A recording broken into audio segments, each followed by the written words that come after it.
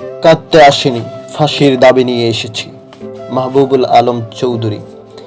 এখানে যারা প্রাণ দিয়েছে রমনার ঊর্ধ্বমুখী কৃষ্ণচূড়ার তলায়, যেখানে আগুনের ফুলকির মতো এখানে ওখানে জ্বলছে অসংখ্য রক্তের ছাপ, সেখানে আমি কাঁদতে আসিনি।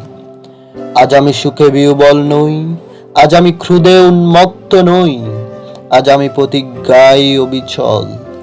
যে শিশু আর কোনোদিন তার পিতার কোলে ঝাঁপিয়ে পড়ার সুযোগ পাবে না, যে গৃহবধূ আর কোনোদিন তার স্বামীর প্রতীক্ষায় আঁচলে প্রদীপ ঢেকে দুয়ারে আর দাঁড়িয়ে থাকবে না, যে তরুণ মাটির কোলে লুটিয়ে পড়ার আগে বারবার একটি প্রিয়তমার ছবি চোখে আনতে চেষ্টা করেছিল, সে অসংখ্য ভাই বোনদের নামে আমার হাজার বছরের ঐতিহ্যে লালিত যে ভাষায় আমি মাকে সম্বোধনে অভ্যস্ত, সেই ভাষা ও স্বদেশের নামে এখানে এ বিশ্ববিদ্যালয়ের উন্মুক্ত প্রাঙ্গণে আমি তাদের ফাঁসির দাবি নিয়ে এসেছি।